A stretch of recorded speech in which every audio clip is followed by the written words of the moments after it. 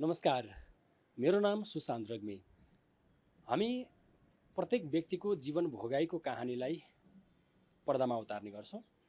कार्यक्रम हो जीवन रेखा। तपाईँको जीवनको रेखा कस्तो रह्यो, हामी यही विषयमा कुराकानी गर्छौँ। आज हामीसँग आफ्नो जीवनको भोगाइ सँग रहेर कुराकानी गर्नको लागि सुभद्रा पौडेल हुनुहुन्छ, जो कलाकार पनि हुनुहुन्छ। उहाँ गायन क्षेत्रमा पनि हुनुहुन्छ, विशेष गरी नेपाली टेलिसिरियलमा पनि आबद्ध हुनुहुन्छ। सुभद्रा पौडेलजी, यहाँलाई स्वागत छ कार्यक्रममा। हजुर नमस्कार, धन्यवाद। आराम हुनुहुन्छ? हजुर ठिक छु। तपाईँलाई मैले यति माथि चढाएँ है? ठिक छ, कहिलेकाहीँ आउनुपर्छ नयाँ ठाउँमा। खासै गाह्रो भएको छैन, अब आइरहन गइरहन चाहिँ गाह्रो हुन्छ। होइन, भन्नुभएको थियो मलाई खुट्टाले अलिक गाह्रो हुन्छ पनि भन्नुभएको थियो होइन? अनि फेरि तपाईँलाई अप्ठ्यारो त भएन? ठिकै छ, नयाँ ठाउँमा आउनु पाइयो। र यस्तो हेर्दाखेरि भ्यूहरू एकदम राम्रो, खुसी लाग्यो यहाँ आएर। म पहिलोचोटि आएको। राम्रो ठाउँमा आउनुभयो, राम्रो लाग्यो।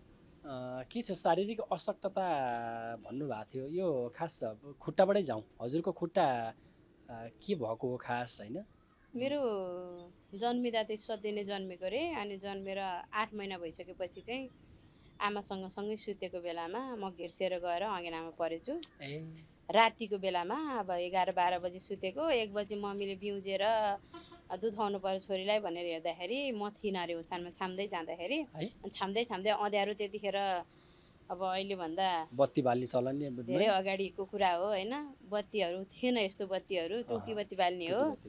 अनि छाम्दै जाँदाखेरि ठ्याक्क मेरो पिँडुलामा हात पुगेछ अरे। 8 महिनाको बच्चाको आगोले डढेर अङ्गार भएको पिँडुलामा हात पुग्दाखेरि त यस्तो छुँदाखेरि त सर्लक्क छाला गयो नि त। लौन नि छोरी त अँगेना परिचय भनेर चिच्याउनु भएछ। अनि बुवा चाहिँ चोटा हुनुहुन्थ्यो अरे।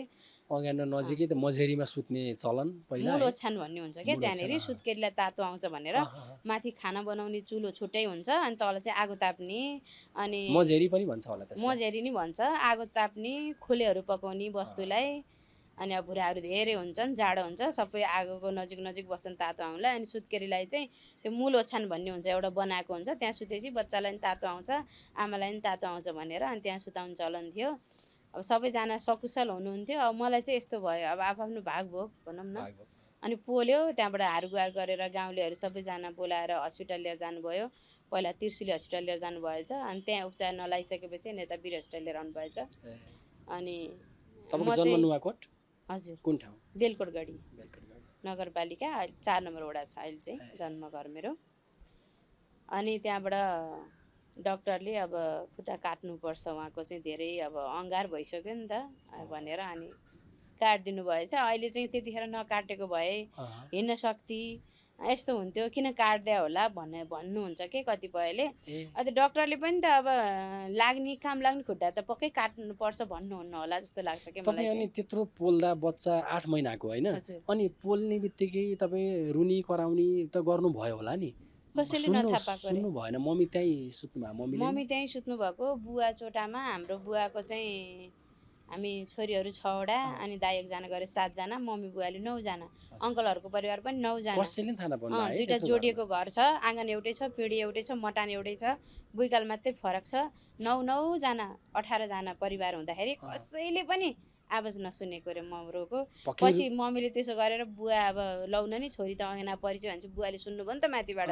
अनि बुवा भर्याङबाट ओर्लेर आएर झ्याट्ट सलाई गरेर हेर्दाखेरि टुलु हेरिरहेछ अरे, म सुतिरहेछ अरे। खुट्टा चाहिँ सर्लक्कै यहाँबाट मुनि चाहिँ पुरै अङ्गारे भइसकेको छ अरे। दुध खुवायो भने चपचप खाने रे, पानी खुवायो भने नि खाने रे, टुलु हेरिरहेछ अरे। रोको भनेको के पनि छैन। सायद रोको भए त थाहा पाउनु पर्ने हो त, आफ्नो आमाले बच्चा त रोको त थाहा पाउनु पर्ने हो। रुन नसकेर चाहिँ अब धेरै त्यो अब पीडा हुन्छ नि त, आगोले पोलेपछि रुन नसकेर चाहिँ त्यो भनौँ न आँखा हेरी बेहोसी भयो कि भन्ने चाहिँ त्यस्तो गेस गरेँ मैले चाहिँ। अहिले सुनाउँदाखेरि अब त्यतिखेर कस्तो अवस्था थियो मलाई थाहा भएन। मैले अहिले तपाईँले भन्नुभयो नि त पोलेको भन्ने बित्तिकै त बच्चाले त रुन्छ, आवाज निकाल्छ, बच्चा च्याठेर रोएपछि सबैभन्दा पीडा त आमालाई हुन्छ नि त, आमाले त थाहा पाउनु पर्ने हो भन्ने। मेरो मम्मीलाई चाहिँ छोप्ने व्यथा थियो अरे त्यतिखेर। अनि छोपेपछि चाहिँ 1-1.5 घन्टासम्म केही नथाहा पाएन, तैपनि बच्चा रोएपछि त बुवाहरूले दिदीहरूले पनि थाहा पाउनु पर्ने। अघि तपाईँले भने जस्तो त भागभोग त्यो लेखेरै भएर त्यो दिन चाहिँ बिहानैदेखि म रोइ थिएँ अरे। अनि अब त्यो झोलुङ्गोमा हाल्ने चलन छ नि त, अनि झोलुङ्गोमा हाल्दा नि रोको रोइ अब के हुनलाई होला नि त। अनि आज धेरै रोइरहेको छ, म आफै लिएर सुताउँछु, झोलुङ्गोमा पनि सुताउँदिनँ भनेर मम्मीले सँगै लिएर सुताउनु भयो अरे। अनि त्यस्तो भयो, त्यो हुन लेखेको। भने कम्मरको भागबाट तल नै दुईटै खुट्टा हो? आगोमा पर्न चाहिँ कम्मरको भागबाट तल पुरै परेको, तर अब डक्टरले गएर हेरविचार गरिसकेपछि कहाँसम्म हड्डी डढेको छ, त्यहाँबाट दाहिने खुट्टा चाहिँ ठ्याक्क घुँडामा 2टा हड्डी हुँदो रहेछ, अनि ठ्याक्क बिच घुँडाको बिचमा काटिदिनु भयो। अनि त्यो घुँडाभन्दा माथि मात्रै छ, तलको पार्ट छैन। अनि देब्रे खुट्टा चाहिँ नकाटिकन त्यो पनि काट्नुपर्छ भनेको थियो अरे। अनि मम्मी चाहिँ भाग्नु भएछ कि हस्पिटलबाट। 2टै खुट्टा काटेपछि त मेरो छोरी कसरी हिँड्छ, एउटा खुट्टा त काटिदिइसक्यो, उहाँहरूले त उपचार गर्न भनेर लिएर गयो नि त, खुट्टा काट्छ भन्ने त थाहा थिएन नि त। अनि अब काट्नुपर्छ नि भनेन अरे। अपरेसन भने के थाहा, क नपढाए मान्छेलाई। मेरो बुवा मम्मीले कहिले पढ्नु भएको पनि छैन, क पनि पढ्नु भएको छैन उहाँहरूले। हस्पिटल भन्ने कुरो, हस्पिटलको ह पनि थाहा थिएन कि, त्यही मलाई नै लिएर जानुभएको हो। अनि केही थाहा थिएन, अपरेसन गर्नुपर्छ भने, त्यही पनि नेपालको डक्टरले गरेकै होइन अरे। नेपालको डक्टरले गर्न नसकेर त्यत्तिकै त्यो पिर हस्पिटलको बाहिर भर्याङमा सुताइरहेको थियो अरे मलाई। अनि जर्मनबाट त्यस्तै डक्टरहरू भिजिटको लागि आउँदाखेरि चाहिँ के केस हो, किन यस्तो गरेको यो भन्दाखेरि चाहिँ, अनि यस्तो यस्तो बर्न केस हो यताउति, अब त्यहाँ कुराको गऱ्यो होला नि त। अनि गरिसकेपछि म हेर्छु उनको केस भनेर, अनि उहाँले चाहिँ अनि अपरेसन गर्नुभएको अरे। अनि मम्मी चाहिँ रोएर अत्तालिएर अब अर्को पनि खुट्टा काट्नुपर्छ भन्छ, अनि भागेर डक्टरलाई भेट्दै नभेटिकन कामताम जान्छु भनेर अनि भागेर हिँड्नुभएछ। अनि घरमै औषधि उपचार, आयुर्वेदिक औषधि के जडीबुटीहरू कुटेर के गरेर अनि निको बनाउनु भयो। पछि देब्रे खुट्टाको चाहिँ कुर्कुचा मात्रै छ, औँलाको पाटोहरू चाहिँ सबै आफै झरेर गएको अरे। त्यो चाहिँ काटेको होइन अरे, पछि आफै झरेर पोलेर। अनि दाग चाहिँ मेरो माथिसम्म छ, घुँडा माथिसम्म छ होइन। पिँडुला चाहिँ सधैँ छ, अनि माथि घुँडाको यो साइडमा यसको चाहिँ माथिसम्म नै पोलेछ। कृत्रिम खुट्टा हालेर हिँड्नु भएको छ? हजुर। हिँड्नु असहज, गाह्रो हुने भन्ने त्यस्तो के? गाह्रो त किन त्यो त अघि आउँदै गर्दा नि पानी परे आजै भन्दा है। गाह्रो त धेरै गाह्रो हुन्छ होइन। अब सधैँ मान्छेहरूलाई एउटा जुत्ता किनेर लगाउँदा त त्यो जुत्ता अलिकति टाइट भयो भने घाउ हुन्छ। अब हामी त, म त बिहान उठेदेखिको म रुममा पनि एक्लै बस्छु होइन। बिहान उठेदेखिको अब घरमा कति काम हुन्छ, हजुरको फ्यामिलीले गर्नुपर्ने कामहरू त म सबै आफै गर्छु नि त। सामान्य घरको अब घरको सरसफाइ, यताउति, खानासाना सबै आफै गर्दाखेरि अनि यो नलगाइ त मेरो कामै छैन। म फेरि बैशाखी टेकेर काम गर्न सक्दिनँ। यतापट्टि पनि आधी भएको हुनाले बैशाखी टेकेर पनि मलाई त्यति भर दिँदैन कि। अनि यो सानैदेखि लगाइराखेको होला, बानी चाहिँ भइसक्यो। पहिलाभन्दा अहिले चाहिँ अलिक गाह्रो हुन्छ। पहिला चाहिँ म 1-1.5 घन्टाको बाटो हिँड्थेँ, अहिले चाहिँ सक्दिनँ, 5-10 मिनटको। पानीले भिज्यो भने गाह्रो हुन्छ भन्नुभएको थियो नि। अनि त्यस्तो जस्तै पानीमा भिज्यो आफू अथवा चाहिँ नुहाउँदाखेरि भने चाहिँ के गर्ने त? त्यो खुट्टा निकालेर राख्ने? नुहाउने बेला यसलाई खोल्ने, यसलाई खोलेर अलग्गै राख्ने। कपडा सपडा धुँदाखेरि यसलाई खोलेर अलग्गै राख्ने। अनि कपडा सपडा धोइसक्ने, अनि सुकाउने बेलामा लाएर जाने। खासै पानीमा चाहिँ नभिजाऊ भन्नुहुन्छ डक्टरले नै। पानीमा भिजायो भने चाहिँ त्यो पानी अब सुक्दैन नि त, हत्तपत्त त्यो फर्महरू हुन्छ। अनि पानीले हत्तपत्त सुक्दैन। केही गरी अलिकति भिजिहाल्यो भने पनि घाममा मजाले सुकायो भने अब त खियाहरू लाग्दैन, अनि राम्रो हुन्छ। नत्र भने अलि छिटै भाँचिन्छ कि। अब 8-10 वर्ष टिक्ने छ भने 4-5 वर्षमा भाँचिन्छ। त्यो पनि किनेरै हाल्नुपर्ने हो? किन्नुपर्छ। कति ठुलो भएपछि हाल्नु होला नि यो त? फेरिरहनु पर्छ। मान्छे बढ्दै गयो भने फेरिरहनु पर्छ। साइज अनुसार फेर्दै जानु पर्छ। यो चाहिँ मैले भूकम्प आएपछि हालेको हो भनेपछि 10-11 वर्ष भयो। 5 वर्ष जति हुन्छ यसको म्याद चाहिँ, 5-6 वर्ष हुन्छ। अनि अब धेरै समय भइसक्यो। यस्तो कहीँ कतैबाट सहयोग मिल्छ कि किन्नु नै पर्ने हो? मैले त अहिलेसम्म सहयोग त पाएको छैन खुट्टाको लागि त। अब त्यो भूकम्प आएको बेला चाहिँ एकचोटि अब नेपाल सरकारले चाहिँ अब भूकम्पमा परेका अङ्गभङ्ग भएकाहरूलाई चाहिँ एउटा खुट्टा वितरण गर्ने भनेर उनीहरूले एउटा मोबाइल क्याम्प चलाएको रहेछ। मेरो दाइले चाहिँ गाउँबाट रेडियोमा सुन्नु भएको रहेछ।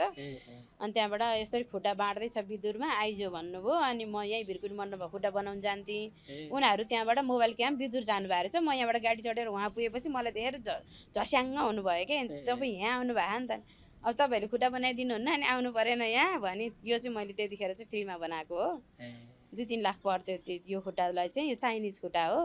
हामीले लाउने खुट्टा तपाईँ कम्तीमा 5 लाख, त्योभन्दा माथिको हो। त्योभन्दा तलको खुट्टाले फेरि त्यो पनि उमेर बढ्यो अथवा शारीरिक साइज बढ्यो भने पनि त फेर्नु त पर्यो। मोटायो भने अब खुट्टा पस्दैन, सानो हुन्छ। दुब्लायो भने खुट्टा ठुलो हुन्छ, खस्छ। अनि बढ्दै गयो भने छोटो हुन्छ। कति फेरि 3-4 वटा फालिराख घरमा, काम छैन त्यो। अब अस्ति पनि तपाईँ त्यो करुणा लड्यो होइन। अनि खाना बनाइदिएर लैदिन्छु 1-2 छाक, दिनभरि बस्छु, अनि बेलुका आउँछु भनेर खानासाना बनाएर जान लागेको। लडेँ म ढोकानेरी। के भएर लडेँ आज म प्रायः हामी लडिरहेको हुन्छ तर कस्तो नराम्रो गरी लड्यो के अनि के भएर लड्यो भने त तल खुट्टा त यहाँनिर त ठनक्कै भाँचिरहेको रहेछ के अनि के को खाना लिएर जानु उसलाई आफू त कसरी खानु अब अनि त्यो दिन त्यत्तिकै भयो अनि मैले टिकटक बनाएर हालेँ टिकटकमा यसरी खुट्टा भाँच्यो मेरो म कहीँ जान सकिनँ भनेर अनि त्यहीँ हस्पिटलकै त्यो बनाउने सरले हेर्नुभएछ टिकटक अनि केही भएन यो तिम्रो नट मात्रै भाँचिएको हो नट फेर्न मिल्छ आऊ भन्नुभयो अनि फेरि भोलिपल्ट अनि त्यो म बसेको घरबाट तल हिँडेर जानुपर्छ क्या न बैशाखी टेकेर जानु सक्नु हेर्नु त्यही भाँचेको खुट्टा लगाएँ अनि फेरि बैशाखी टेकेँ अनि गएँ अनि छिमेकी दाइले चाहिँ जिस्काइरहनु भएको थियो बोकिदिनुपर्छ भन्दै जिस्काइरहनु भएको थियो पर्दैन दाइ भयो अनि गएँ अनि त्यो नट फेरेर अनि लिएर आएँ अनि उहाँले अब यो तिम्रो खुट्टा 5-6 वर्षभन्दा म्याद हुँदैन 10-11 वर्ष भइसक्यो यो त कतिखेर भाँचिन्छ राम्रोसँग अब हिँड्दाखेरि विचार गरेर हिँड अलि हिँड्ने ठाउँमा चाहिँ धेरै नहिँड भन्दै हुनुहुन्थ्यो अब त्यही त हो नि अब नुवाकोटमा कति उमेरसम्म बस्नुभयो त्यहाँ नुवाकोटमा त्यस्तै 7-8 वर्ष 7-8 वर्ष बस्नुभयो पढाइ त्यहीँ पढ्नु स्कुल त्यहीँ पढ्नुभयो 5 क्लाससम्म 5 क्लाससम्म त्यहीँ पढ्नुभयो त्यसपछि पढाइ के भयो तपाईँ त्यसपछि काठमाडौँ आएँ काठमाडौँ आएर पढ्नुभयो अनि यतै आएर बसेर पढेँ पढाइलाई कहाँ पुर्याउनु भयो +2 मा पुर्याउनु +2 क्लियर गरेर अनि त्यसपछि चाहिँ पढेन गायन क्षेत्रमा पनि हुनुहुन्छ गीत पनि गाउँछु भन्नुभएको छ होइन त्यो सानैदेखिको रहर रुचि अथवा बाध्यता के हो यो सानैदेखि गीत चाहिँ सुन्थेँ म अब घरमा रेडियो थियो एउटा पुरानो रेडियो थियो बुवाले कताबाट ल्याउनु भएको थियो अनि जहिले नै रेडियो बजाइरहने अनि मैले चाहिँ बच्चा त हो है बुवा यो रेडियो फुटाएर मलाई भित्र पसाइदिनु न म गीत गाउँछु भन्थेँ अरे अनि फुटाएर पसाएपछि त कसरी गाउँछेस् भनेर भन्नुहुन्थ्यो अनि तैँले गाउँछे र तँलाई गाउन आउँछ र भन्नुहुन्थ्यो अनि म त अलि ठुलो भइसकेपछि स्कुल हालेँ कि मलाई अब खुट्टा यस्तो भएपछि हिँडेर जानु सक्दैन तपाईँहरूलाई 45 मिनट लाग्ने थियो कि स्कुल जानुपर्ने अब हिँडेर जानु नसक्ने खुट्टा थिएन अनि त्यसपछि त्यतिखेरै गीत गाउँथेँ अरे म पानी पाएँ 3 लोटा खाने थिएँ साथी पाएँ म स्कुल जाने थिएँ पढाएनन् बाबुआमा पापीले खान्थे जाएर कलम र कापीले भनेर गाउँथेँ अरे होइन त्यतिखेर कुन लय हुन्थ्यो भने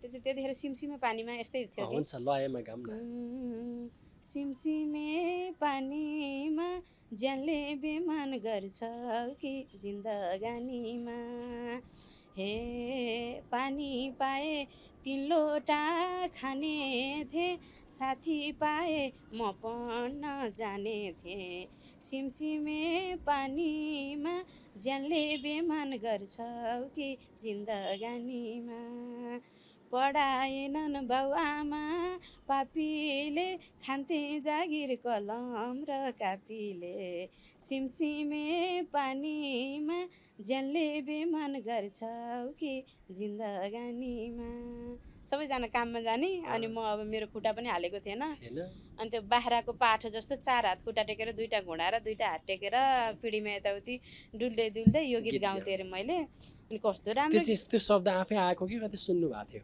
कहाँ सुन्नु सिमसिमे पानीमा त सुन्या होला भाका त सुन्नु हो भाका चाहिँ रेडियोमा सुन्या होला शब्द चाहिँ आफै हालेको के रे चापीले के रे पढाएन बाबुमा पापीले खान्थे जागिर कलम र कापीले पढायो भने त भोलि अब बाबुआमा त डाँडामाथिको घाम भइसके हैन अनि कसैले हेरेन भने नि म पढेर पनि केही गर्न सक्छु भन्ने चाहिँ त्यो सानैदेखि त्यो भएर शब्द त्यसरी गाउँथेँ अरे मैले अनि कस्तो राम्रो गीत गाएको यसले भनेर हजुरआमाले भन्नुभयो अरे आवाज पनि त मिठो होइन शब्द पनि त्यति बेलैबाट चाहिँ यसरी बनाउन जान्ने अनि गायन क्षेत्रमा निरन्तरता दिन के भयो कहाँ अनि थाहै भएन त्यो गाउँमा कसले गर्नु र त्यो त्यसपछि काठमाडौँ आएपछि पनि अब पढ्ने यताउति गर्ने गरियो त्यतातिर ध्यानै गएन अनि मैले गायन क्षेत्र अँगालेको कति भन्नुहुन्छ भने 70 सालमा मेरो बाबु जन्मियो हैन 71 72 तिर होला मैले अन्तर्वार्ता दिँदा दिँदै एकजना हाम्रो दिया च्यानलको दीपक दाइले म संस्थामा बस्थे त्यतिखेर अलिकति पारिवारिक बेमेल भएर म अलिकति त्यतिखेर चाहिँ संस्थामा बस्ने भन्दा नि संस्थामा काम गर्न जान्थे के गुजारा त गर्नु पर्यो हैन अनि त्यहाँ चाहिँ अनि दिया च्यानलको दीपक दाइ आएर अन्तर्वार्ता लिँदै गर्दाखेरि चाहिँ अनि यति के गरेर खान्छौ त तिमी यस्तो अवस्था रहेछ खुट्टा दुइटै रहेछ त्यहाँ साथमा बच्चा छ श्रीमान खोइ तिम्रो अनि कहाँको केटासँग बिहा गर्यो यताउति उहाँले त कुरा गर्दै गर्दै जाँदाखेरि अनि म चाहिँ गीत गाएर खान्छु सर म गीत चाहिँ गाउन सक्छु भने ल सुनाउनु त एउटा गीत मैले कपीमा लेखेर राखेको थिएँ त्यतिखेर गाएँ जति आउँछ त्यति गाएँ त्यो गीत सुनाउँदै गर्दा सबैजना रुनुभयो, संस्थाको सबैजना। म्याम त झन् उताभित्र बस्दै उताभित्र फर्केर रुनुभयो, मलाई हेर्नै सक्नु भएन, सबै रुनुभयो क्या त्यहाँको सबैजना। अनि उहाँले त त्यो 12-1 बजे लिनुभएको, 4 बजे त आउट गरिदिइसक्नु भएछ क्या। है भए त टिभीमा हेर्दा त म त आफै रोएर त्यो आएको, यहाँ आऊ त तिमी हेर, सबैजनाले त्यो हेर्नुभयो। अनि त्यही गीत चाहिँ अनि सबैलाई राम्रो लाग्यो। अनि कृष्ण दाइले इन्द्रेणीबाट बोलाउनु कुन भयो गीत थियो त्यो? सबैजनाले। त्यो अहिले मै दुखी भनेर निकालेको छु मैले अहिले त्यो गीत, म अहिले गाउनुहोस् न। गाउँछु। अनि त्यही गीत सबै दर्शकहरूले रेकर्ड गर्नु, हामी सहयोग गर्छौँ भन्नुभयो। अनि सबजनाले खाइ नखाइ दुःख गरेर देश विदेशबाट 1 रुपियाँ 2 रुपियाँ 5 रुपियाँ 10 रुपियाँ गर्दै त्यसलाई रेकर्ड पनि गर्नुभयो? उहाँहरूले सहयोग पठाउनु भयो। अनि रेकर्ड गराएँ मैले त्यो गीत। अहिले अहिले 6-7 वर्ष भयो होला त्यो गीत युट्युबमा पनि छ त्यो गीत? छ। 1 करोड भन्दा सुनौ। माथि भ्यू छ। सुनाउ न। म सुनाउँछु, सबै त आउँदैन मलाई है, हुन्छ एउटा टुक्का सुनाउ। थोरै सुनाउँछु। सुन्नु होला दिएर चित्त, मै दुखेको जीवनको कविता, मै दुखेको जीवनको कविता। 2048 साल चैतको महिना 19 गते जन्म भयो शुक्रबारको दिन, शुक्रबारको दिन। बा आमाको 6 जना छोरी, सबैभन्दा मै भए कमजोरी, सबैभन्दा मै भए कमजोरी। हाँसी खेली हुर्किएकी 6-7 महिनासम्म, 8 महिनामा लागेपछि के भयो अचम्म, के भयो अचम्म। अर्म पर्म तिर्न भनी बाबा मेला गएको, दिदी दादा अल्लारे थे आमा बिराम भएको, आमा बिराम भएको। साँझको खाना खाएर सबैले आराम गर्न लागे नि थकाइले, आराम गर्न लागे नि थकाइले। मध्यरातमा चिच्याएर कराउँदछिन् आमा, के भो भन्दै उठे दिदी दादा बाबा, दिदी दादा बाबा। छैन छोरी ओछ्यानमा हेर्दा त्यतिखेर, कसो गरी अँगेनामा परी होला हेर, परी होला हेर। रुन्छिन् आमा त्यो छाती पिटेर, जलेकी यो छोरीलाई देखेर। रुन्छिन् आमा त्यो छाती पिटेर, जलेकी यो छोरीलाई देखेर, जलेकी यो छोरीलाई देखेर। यति अहिलेलाई। कस्तो काँडै शरीरमा काँडै उम्रिने। 20 मिनटको छ यो गीत होइन। मैले लेख्न चाहिँ 1 घन्टाको लेखेको थिएँ। अनि काटछाट गर्दै गर्दा 20 मिनट छ। यो आफैले गीत लेख्नुभयो? लय कसले? लय आफैले शब्द मेरो आफ्नै हो। गर्नुभयो? यो गीत सुनेर नरुने कोही छैन। यो भने नि शरीरमा सिरिङ्ग काँडा उम्रिने टाइपको, यो लय नै त्यो टाइपको छ के। हजुर आफ्नो जीवन भोगाई हजुर। सुन्दा त यस्तो भएको छ, भोग्दा मलाई चाहिँ बुवाले यस्तो यस्तो भएको थियो तेरो, यस्तो यस्तो भएको थियो, यस्तो भएको थियो भन्नुभएको थियो। अनि मैले त्यो कुरा त्यसकै गीतमा आधारमा उतारेँ। अनि पछि कसरी लेखिस् यसले भन्नुहुन्थ्यो। पछि मैले यो गीत लेखेँ होइन। अनि सबैजनाले त्यस्तो भन्नुभयो। अनि भिडियो गर्नको लागि एकदम गाह्रो भयो मलाई। अब पैसा छैन नि त मसँग त। म त त्यतिखेर बुढोले छोडेर होइन, बच्चा साथमा, आफू अशक्त, मलाई त घाँसबास कपासको एकदम गाह्रो थियो। अर्काको घरमा बसेको थियो, भाडा तिर्न पर्थ्यो, घरबुढीले महिनैपछि पैसा माग्थ्यो। त्यो अवस्थामा गीत रेकर्ड गरेको मैले। अनि अब थाहा छैन, कलाकारहरू चिने छैन, अलिअलि भेटेको कलाकारहरूलाई कति लाग्छ एउटा गीत रेकर्ड गर्न भने 10 लाख लाग्छ अरे। त्यति बेला 10 लाख 15 लाख घटी त तिम्रो त हुँदैन। केही नभने 5 लाख त लाग्छ के त्यस्तो लाग्छ। पनि भने। कम गर्दै गर्दै आउँदाखेरि 3 लाख भयो भने चाहिँ म गरिदिन्छु भने। पछि गीत सङ्गीतमा पनि बार्गेनिङ 10 लाखदेखि 3 लाखमा गर्ने। मलाई 15 लाखदेखि 3 लाखसम्म भने। अनि मैले चुप्पो लाएर बसेँ म। अनि हाम्रो रमेश श्रेष्ठ दाजु बाहिर हुनुहुँदो रहेछ। अनि उहाँसँग कसरी कुरा भयो के मेरो मेसेन्जरमा। अनि दाइ यसरी गीत गर्न लागेको मलाई लास्टै यस्तो महँगो भने त्यत्रो लाग्दैन, क्यामेराकोतिर, एडिटकोतिर, गाडी भाडातिर कति के खर्च लाग्छ आफैतिर। अनि खाना पनि साधारण खाऊ, भेज खाना खाऊ, मासु खाना खायो भने अलिक बढी जान्छ। सब कहाँ के लाग्छ तिर सुटिङ कहाँ गरेको? म गरिदिन्छु भन्नुभयो बज्रबाराई। 4 बजी सुटिङ स्पटमा गएको थियौँ हामी, 11 बजीसम्म पनि नसकेको हेर्नु त।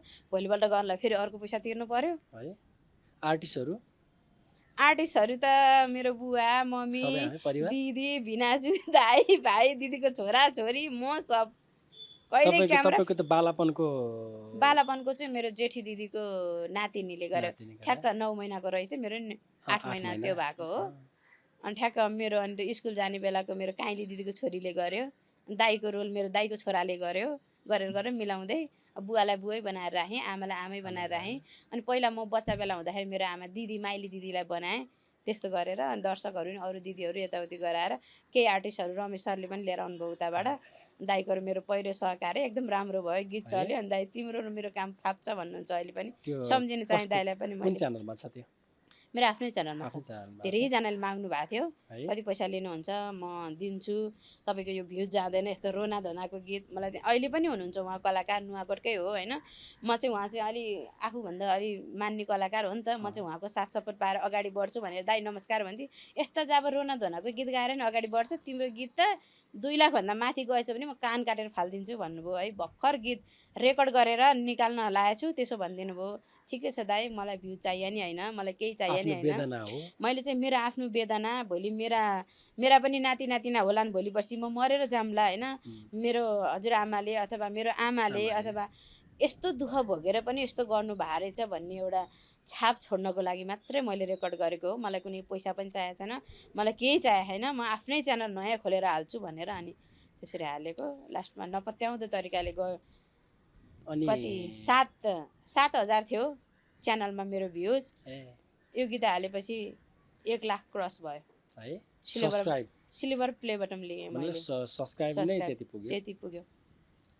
अनि अहिले खासै कन्टेन्टहरू दिनु गीत अहिले तपाईँले भन्दा पनि कस्तो त्यो शरीरमा त्यो अलि ध्यान दिएर सुन्यो भने त त्यो म सुन्छु अहिले। तपाईँ केटा मान्छे पनि रुनु भएको छ कि मेरो गीत सुनेर, केटा मान्छे पनि रुनु भएको छ। अहिले सुन्दा नै मलाई कति गाह्रो भयो क्या। अहिले त मैले अझ यहाँ अब यो हावाहरू चलिरहेछ अनि अब बिहानदेखिको सामान्य वातावरण छ नि त यहाँ, अलि स्वर पनि मेरो अलि घाँटी पनि बसिरहेछ क्या अहिले चाहिँ।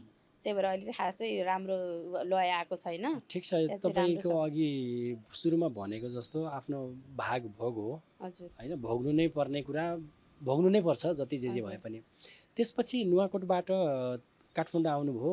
अब 5 गरियो त्यहाँ। अनि त्यसपछि स्कुल थिएन त्यहाँ। वैवाहिक सम्बन्धमा बाँधिनु भयो कति सालमा? काठमाडौँ आएँ होइन। काठमाडौँ दाइले लिएर आउनु भयो मलाई। मेरो दाइ काठमाडौँ बस्नुहुन्थ्यो। हजुर।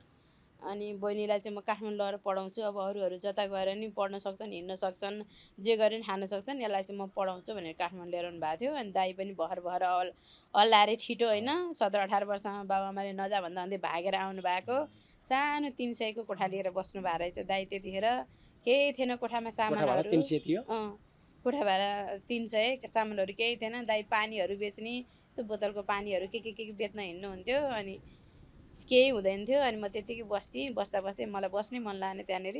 म यहाँ बस्दिनँ भने दिदी हुनुहुन्थ्यो नजिकै, माइल दिदीकोमा गएर बसेँ। अनि त्यस्तै गर्दै अनि अब दिदीको नि आफ्नो फ्यामिली सबै हेर्नुपर्ने गर्दै अनि संस्थामा गएर बसेँ म। अनि संस्थाबाटै पढेँ। अनि बिहा गरेँ त मैले 64-65 तिर होला सायद। बाबु छ भन्नुभयो। कति वर्षको छ बाबु? बाबु अहिले 13 लाग्यो। 13 वर्ष भयो। अब यो साउनको 31 गतेबाट 13 पुरा भएर 14 लाग्छ। 70 सालको जन्म। अनि वैवाहिक सम्बन्ध भइसकेपछि किन तपाईँको बिचमा बिछोड के कारणले भयो? के कारणले भयो कि त्यो भन्नै सकिँदैन क्या। तेरो यही कारणले मैले तँलाई छोडेँ भनेर उहाँले अहिलेसम्म भन्नु पनि भएको छैन। मलाई एक्लै बस्न मन लाग्यो, मलाई उसँग बस्न मन लागेन, मलाई चित्त बुझेन। मैले अर्को घरबार गर्न पाउँदिनँ र जसले पनि पाउँछ नि। चित्त बुझ्दैन भन्दैमा टाँसिएर बस्नुपर्छ भन्ने छ र भन्ने। अब डिभोर्स दे भन्ने सधैँ खिचखिच गरिरहनु भयो। मुद्दा लडेकै 11 वर्ष भयो। मैले विवाह कहाँ भएको थियो हजुरको? कुन ठाउँमा? मेरो काठमाडौँ नै यही गुजेश्वरी मन्दिरमै भएको। गुजेश्वरी मन्दिर थाहा छ नि हजुरलाई? यहाँ माथि यहीँ बिहे भयो। काठमाडौँ आएपछि लभ पर्यो हजुरहरूको? म संस्था बस्थेँ, उहाँ पनि संस्थामै त्यो बच्चाहरूलाई पढाउने सिलसिलामा आउनुभएको थियो। त्यही अब मन पराउँछु भन्ने जस्तो त्यस्तै कुराहरू आयो। अनि अब ठिकै छ त, एउटा बिहा गर्न परिहाल्छ होइन। अनि अब म त अब यतिको भइसकेपछि त अब हुन्छ नि, आफ्नो तँलाई कसैले बिहा गर्दैन यस्तो उस्तो भन्छ नि त अरूहरूले। अनि उहाँ त अब सबल हुनुहुन्थ्यो, राम्रो हुनुहुन्थ्यो, ठिकै छ। अब माया गर्नुहुन्छ, साथ सपोर्ट दिनुहुन्छ। फेरि बुवा मम्मीले नि एकदम विश्वास गरेर अब यतिको केटाले अब मेरो छोरीलाई बिहा गर्छ भने चाहिँ रुखमुनि लगाएर नि पाल्छ भनेर एकदम विश्वास गरेर अनि बुवा मम्मीले नि आएर मन्दिरबाट साटोसुटो गरेर बिहा गराइदिनु भयो। राम्रै थियो, त्यस्तो नराम्रो भएन। 20 वर्ष पुरा भएर 21 वर्ष लाग्यो मेरो बिहा गरेको। अहिले गरे होइन, म त 15-16 वर्ष टेक्दै थिएँ भर्खर बिहे गर्ने बेला, 10मा पढ्दै थिएँ। डिभोर्स भएकै कति 11 वर्ष भयो? डिभोर्स भएन, अहिलेसम्म डिभोर्स भएन। उहाँले छोडेर हिँड्नुभएको चाहिँ 71-72 भूकम्प आयो नि, 72को भूकम्पकै दिन होला। जतिखेर भूकम्प आयो त्यहाँदेखि छोडेर हिँड्नुभएको। 1 वर्ष जति हराउनु भयो, कहाँ जानुभयो, कन्ट्याक्टलेस भएर बस्नुभयो, कोठा भाडा सारा यताउति कहीँ केही तिर्नु भएन। अनि मैले मिडियाहरूमा यताउति हारगुहार गरेर यताउतिबाट अलिअलि सहयोगहरू उठाएर कोठा भाडाहरू तिरेर खान थालेपछि आएर अनि ठ्याक्क अदालतमा मुद्दा हालिदिनु भयो, डिभोर्सको मुद्दा। अनि जिल्ला पहिला नुवाकोटमा हाल्नुभयो, त्यहाँबाट जिल्लामा हाल्नुभयो, त्यहाँबाट उच्चमा हाल्नुभयो, त्यहाँबाट सर्वोच्चमा हाल्नुभयो। गर्दै जहाँ गर्दा नि मैले जितेँ। उहाँ डिभोर्स माग्ने, मैले नदिने। किन दिनु त होइन। हिजो चाहिँ मलाई यस्तो अवस्था देख्दा देख्दै बिहा गर्ने, अनि अहिले चाहिँ मलाई छोडिदिएर अर्को बिहा गर्छु अरे। अर्को नि म जस्तै होला अरे, अनि उसलाई नि केही समय खेलाएर छोरछोरी जन्माएर फेरि छोड्नु होला अरे। अनि हामी मान्छेको त के जिन्दगी बर्बाद भएन। अनि मैले चाहिँ किन दिने त डिभोर्स। मलाई अदालतबाट पनि तिमी डिभोर्स गर, अब यो मन नमिलिसकेपछि सँगै बस्न हुँदैन यताउति भन्नुभयो। किन बस्नु पर्यो त सँगै? मन नमिलिसकेपछि सँगै बस्नुपर्छ भन्ने छैन। तर हिजो उहाँले मलाई श्रीमती मानेर मन्दिरमा गएर सिन्दुर हालिसक्नु सबै कुरा थाहा हुँदाहुँदै हो फेरि हैन। सबै थाहा हुँदाहुँदै उहाँले मलाई सिन्दुर हालिसकेपछि म उहाँ नमर्दासम्म म यो सिन्दुर पुस्दिनँ भनेर भनेपछि अदालतले नि जबरजस्ती तेरो सिन्दुर पुस्दै भन्दैन रहेछ। अनि अस्तिबाट फाइनल भयो भन्नाले 5-6 महिना भइसक्यो फाइनल भएको चाहिँ। अनि तर कार्यान्वयन चाहिँ भएको छैन कि केही पनि। डिभोर्स नहुने। सम्पर्कमा चाहिँ हुनुहुन्छ उहाँ? हुनुहुन्न अहिले? सम्पर्क त्यही अदालतमा बोलायो भने आउने हो। उसले डिभोर्सको मुद्दा हालेपछि त उही आउँछ नि त। अनि छोरालाई भेट्न अथवा छोराले चाहिँ बाबा खोज्दाखेरि के गर्ने त? छोरा त बाबाले लैसक्यो त। बाबासँगै हो? 3 वर्षदेखि बाबासँगै हो। 1-2 वर्ष चाहिँ आफूले राख्नुभयो, त्यसपछि चितवनमा छ बाबु। हामी 3 जना 3तिर छौँ। बाबु चितवनमा छ, म काभ्रेस्थली छु, उहाँ बनस्थली। तपाईले बाबु छोरो भेट्न चाहँदा पाउँदैन। अदालतबाट कतिचोटि आदेश भयो, कतिचोटि फैसला भयो। त्यो फैसला पेपर लिएर गएँ होइन। यहाँ काठमाडौँमा जुन स्कुलमा हाले पनि स्कुलको प्रिन्सिपललाई चिठी काटेर भेट्न जान्थेँ म।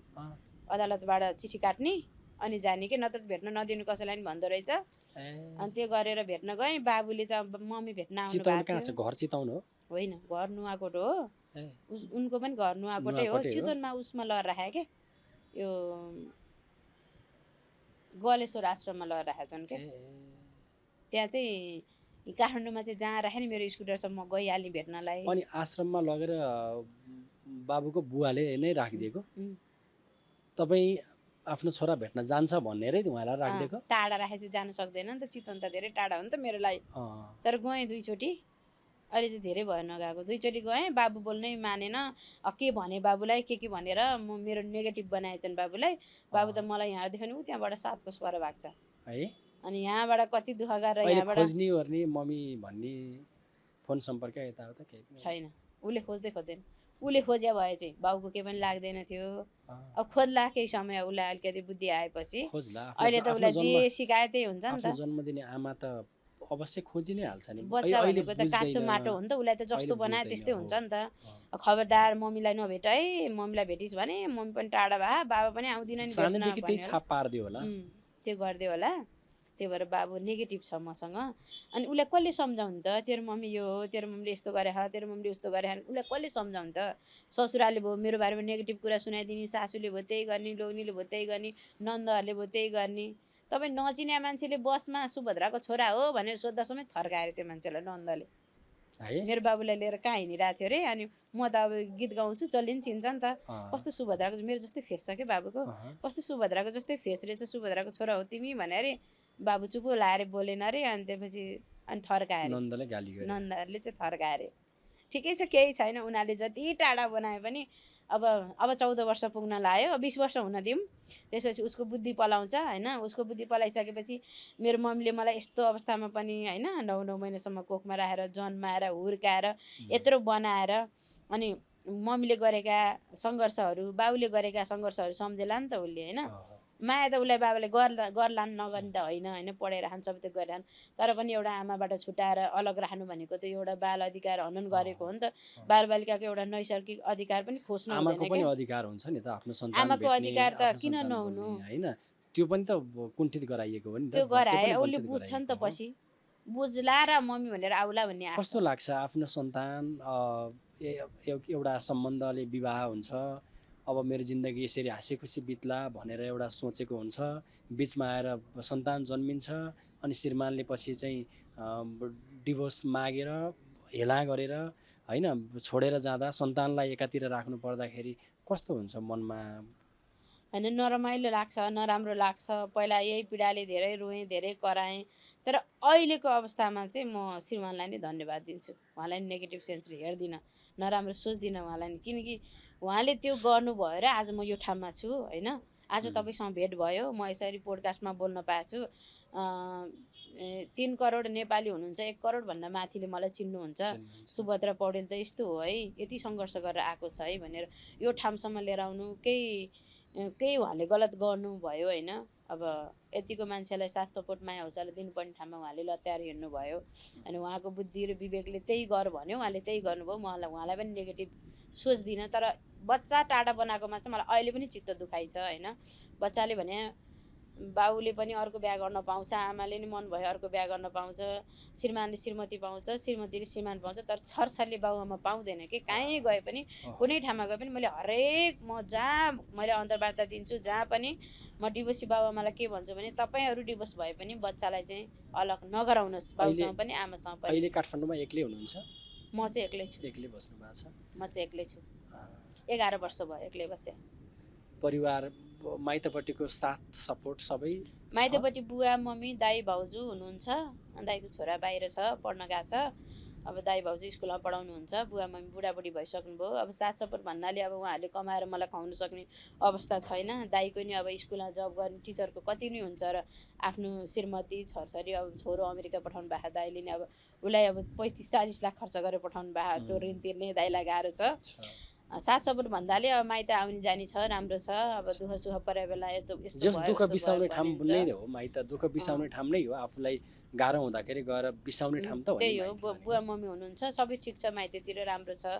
साथ सपोर्ट नि दिनुहुन्छ उहाँहरू अब नभइदिएको भए त सायद म यसरी एक्लै सङ्घर्ष गरेर बस्न सक्दिनँ थियो होला होइन ठिकै छ राम्रै छ अहिले चाहिँ जिन्दगीको दौरानमा साह्रै गाह्रो भएको दिन पीडाले मन पोलेको दिन होइन यो दिन चाहिँ बिर्सनै सक्दिनँ सम्झिँदा पनि आँसु आउँछ भन्ने दिन छ कुनै त्यस्तो छ म त्यो बेला यो घुँडामा घाउ भएर बैशाखी टेकेर हिँडेको थिएँ नेपाल टार बस्थेँ अनि तपाईँ गङ्गबुबाट भित्रपट्टि संस्थामा जब गर्थेँ 1500 थियो तलब हेर्नु संस्थामा त्यो ह्यान्डिक्राफ्टको सामानहरू त्यो डलहरू यस्तो के चाबीको किरिङहरू त्यस्तो बनाउने थियो अनि त्यहाँ काम गर्थेँ अनि त्यसपछि त्यो दिन यो घुँडामा पुरै घाउ भएर म बैशाखी टेकेर हिँडेको थिएँ नेपाल टारदेखि गङ्गबु हिँड्दै जाने लाउनु मिलेको थिएन घाउ भएपछि लाउनु मिल्दैन नि त त्यो घाउ निको नभइकन फेरि त्यहीँ दल्लिरहन्छ नि त अनि बैशाखी टेक्दै गएको थिएँ अनि त्यहाँबाट फर्किँदाखेरि